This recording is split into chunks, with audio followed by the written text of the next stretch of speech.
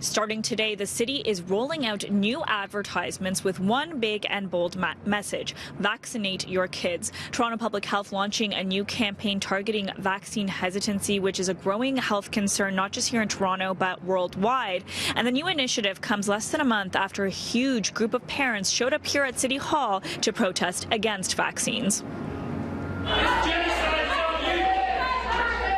After backlash from a vocal group of parents against vaccines during a recent Toronto Board of Health meeting, the city's medical officer of health is pushing back with a new public education campaign dubbed Kids Talk Vaccines. The shield protects you from other people, that has viruses or disease. A campaign entirely from the perspective of children. Kids have a tendency to tell it like it is, right? They shoot from the hip and they tell you exactly like it is, in a rather unfiltered way. Officials say the children are unscripted in the video. They were asked specific questions about vaccines, but these are their answers in their own words. The vaccine will protect you like a shield. The videos are rolling out online, on YouTube and social media. A series of posters will appear at 165 bus shelters, as well as a number of city-run buildings like libraries and community centres, and even on big screens at Yonge and Dundas Square. I think it's important to hear from kids themselves about what they see the issues are. These are some of the posters that are going to be going up across the city.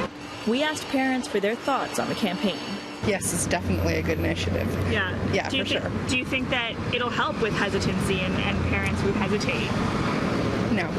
I think parents either believe in vaccinations or they don't. Probably, because attention's always good in a way, right? It's when everyone's seeing it and reading about it. It is very much important. Yeah. All my kids are vaccinated. It's about time. Less than a month ago, the city passed a polarizing motion to ask the province to consider removing philosophical and religious reasons parents can currently request to opt out of vaccinations. There has been a slow and steady increase in non-medical exemptions in Toronto and across the province. They have no studies. The meeting drew a crowd of anti-vaxxers to City Hall, a prime example that vaccine hesitancy is on the rise across the country. The city says 20% of Toronto parents identify as vaccine hesitant.